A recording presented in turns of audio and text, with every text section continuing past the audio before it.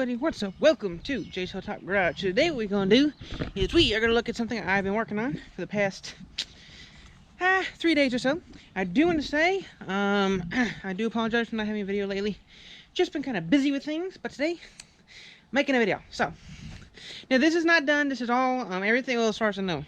Maybe. As far as I know, everything right now is just temporary. I am going to redo all the sides and the roof with metal, like on the shop behind me. Right now it's just tarps and some OSB on top. So, let's take a look at it, shall we? So this is what we have here. Nice little building I built. Roughly, it's 6 foot by 6 foot.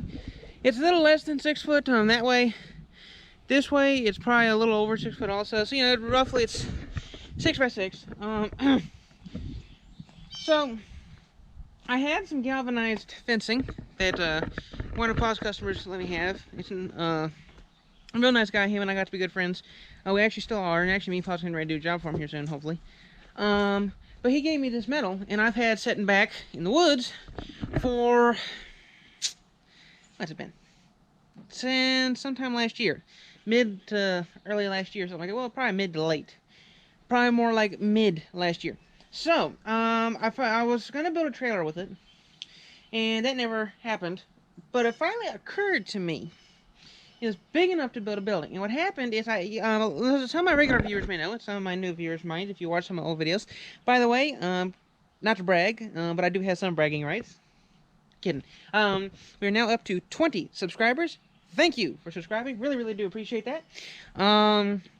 I also got a comment from the new subscriber that told me how nice my video was. The one with the DIY trailer hitch for the garden tractor thing. And any weld that holds is a good one. And that's true. Any weld that holds is a good one. Especially when you're towing a big trailer behind you. But I did hook up, I think I showed in that video. I might, yeah, as far as I know I did. But, yeah, first tow, I did hook up the tow chains to it. And that was not my first time towing that. That's why I went ahead and did that video. Because if it had broke, obviously I wouldn't have done the video. I don't know, I probably would have just showed you how stupid I am. But, my first saying was, I'm just going to hook this up, I'm going to pull forward, back up, forward and back, and I'll probably just back up the hill, so if it does go, it's going to go, the tongue's going to slide under the tractor, and I'm going to hit the back of the tractor and stop. I hook it up, pulled forward, pulled back, nothing's going to break, and just came driving up the hill. So I wasn't the smartest thing, but I did hook up the tow chain, so even if my attachment did snap, I would still have chains holding onto the tractor, so it would have jerked the tractor a little bit, but it still would have been fine, nothing would have got hurt. I will say that it did bend sideways a little bit. That's because I had a bunch of weight and I turned really, really sharp. But I can do a 90 degree with that thing. A lot of truckers know this. A lot of people with trailers that do a lot of trailer backing up know this. There's something called jackknife. When you jackknife it, it's a 90 degree angle and it locks the trailer in good and bends stuff up. I can do a 90 with this and it doesn't hurt the trailer. I can probably do a little past 90, but 90 is the max I want to do. But it's safe to do that because how far the trailer attachment hooks out. But let's get back to the shack. So, a lot of you might remember I built a, while we're on the subject, I had built a wooden shack back in the woods. You want to see it? Let's go. Alright, so this is the first shack we ever built, my sister and I. Sorry I had to cut that video right there. What happened was something happened weird with the camera. Something with the lens got weird. It made it look like it was one of them infrared cameras. I did not like that. So, yeah, I just pulled the battery back out and put it back in. Sometimes I have a little issue. But anyway, let's go in the house and I'll show you more. Now notice, the door latches. Okay, so it does kind of pull open without me pushing on. That's just because I got a bunch of grease. Well, you can't see it, but I got some slippery stuff on there. But so the door latches and everything, and it's just a flat piece of metal that I cut, and that's welded. And then I got the piece there. And see what happened was, you see there's a little wet spot. I sprayed some lubricator on that, and that makes this really slippery. I shouldn't have done that. But yes, everything's good right now. This is the old swing frame. And you can see I welded here. Like I said, none of this is 100% perfect, as you can see. But the thing is, especially the swing stuff, it's thin metal, but I can stand up on it. I'm not gonna do that right now. But yeah, pretty much all I built in the shop were these pieces, and like I said, then I just welded this 1/4 inch. And I think overall, I did want 5 inches sticking out. No, take that back. It was 3 inches off each end. And there's like, I think I did, yeah, okay, that's what it was. I cut them to 5 inch, did 2 inch welded, and then I stuck it out 3 inches and then put the 3-inch on the edge so I can get the full weld. The building is crooked and it's not perfectly square, mainly because I made the bottom piece 6 foot. This piece down here, and what I forgot was the 6 foot was outside wall to outside wall, not inside to inside. So it did spread a little bit, which actually that is part of the reason it didn't topple over too, because let me put the camera on the sink, which we're going to get to in a minute. The best way I can explain that is kind of like this camera stand, actually. Okay. So instead of the building being straight like this, it's angled like this. For instance, like a fire truck or a cherry picker. You see them go to the jobs, and they have them outriggers that come out. And that is kind of what the way this is. You know, they're angled out so that the building really doesn't want to topple over. If it was like this, they'd have a better chance. But being it's not straight, it doesn't have as much of a chance of, you know, toppling over, or whatever you want to call it. Now the sink, how strong is this? I mean, it does, here, I'll show you, move a little bit.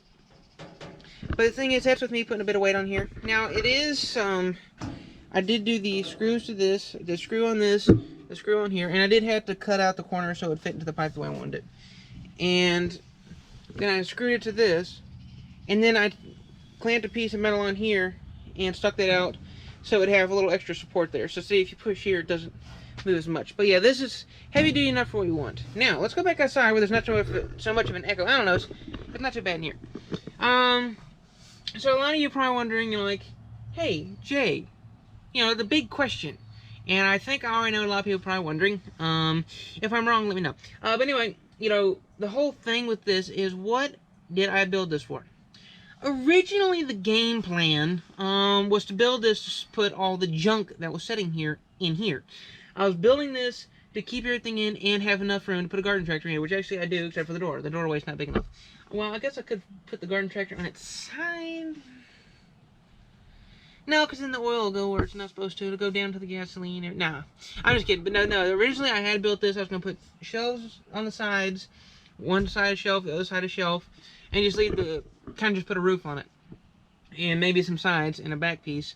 And then I'd have it so I could back a tractor in here. Granted, there wasn't enough headroom until I put it on these cinder blocks and then over there the bricks so I could kind of level it out a little bit. That was the original game plan. And then as I started building it, I started getting more and more ideas, which a lot of people that have seen a lot of the stuff I've built, and just the way I talk about certain things, the way I've given ideas of certain things, you get that general idea that, okay, I am totally out of my mind with some things. And this is one of those things. You know, I had a plan, and I did not follow that plan. I followed most of the plan, and the plan was to get the structure built, and I did. And then what ended up happening was, hey, you know, I got this door. Maybe I need to put the door on it. So, okay, well then I had this for a parts place, and I have the door here, and I can use it kind of like an office, and I can walk in, grab parts and stuff, store stuff. That was that plan. And then I got thinking about it, I was like, well, you know, I got that sink, and I can put the sink in there. And it would end up happening, which is where some of these air holes, which are going to be gone once we get all the metal put on, kind of helped me make a decision also, because it dawned on me. What I can do, because it don't have to be perfect at that point, is we can use this harvest time for the garden. And the reason we would use this as harvest time for the garden is the sink will hold water. I just got to fix the drain a little bit. But bring like 1 to 2, probably 1 5-gallon bucket full of water, and then dump a bunch of it in the sink. Actually, I'd probably have 2 5-gallon buckets, 1 empty and 1 full of water. And then the other sink doesn't even have a drain, no big deal. We don't need one over there. I'd probably just put in a piece of steel or something in there, or just make a piece of wood that fits. And then what we're going to do is we're going to put countertops in here. And the countertop's going to come over to here. And then once it lands on here, there's going to be a countertop that triangles out to here and comes all the way over to the sink. So, you know, it's relatively a nice little countertop system. And now I'm going to put a shelf at the bottom to keep a 5-gallon bucket. And then this will be where we're going to dump all the vegetables. And when I say dump all the vegetables, what we're going to do is we'll go down to the garden. We'll harvest like the potatoes. Radishes are coming up, so they'll be ready to hit soon. Potatoes, tomatoes, peppers, everything you can think of that we put in the garden, corn, everything. We'll harvest like normal, and we'll put it all like in 5-gallon buckets, and then we'll bring it up to here, and well, I'll probably put a tote. Actually, I'll probably put a tote in the bottom one, and just dump everything into the tote. And then we can come in here, because there's room enough for 3, 4. Actually, it's probably room enough for, well, I don't know, 6 would start getting kind of crowded. May have to open the door, but No, you can fit enough people in here. So you have one to wash everything. You have one to to grab them, chop whatever needs to be chopped off. Like you say, let's say if you had carrots, carrot tops, which we're not going to do carrots, but radishes, you have to cut some of the stuff off the radishes, stuff like that, and rub off some of the heavy dirt. And we'll have probably a bucket here to rub all the dirt into, so we can dump it back in the garden. And then put it in the water for the person to wash. They wash us, set over there in the sink. And we have another bucket, which I might put a table in the corner, which we'll put it on that. And then we got to have someone to take the vegetables and just kind of shake them a little bit to get all the wetness off. And I might even put something in here to dry them. Probably just, I can have a towel in here. Eventually, maybe I can build a little blower system. And, dry up the stuff and then put it into the bucket. And then once we get all done with that process, dump the dirty water, dump the dirt, dump all the, because in the dirt, I'm going to go ahead and put everything that we cut off, like the bottom parts of the roots, other parts that just don't need to be on the vegetables. And we'll dump all that in with the dirt and just dump all that back into the garden, because it's actually good nutrients. And then, like I said, drain the water, take that, go dump it, probably dump that in the garden too.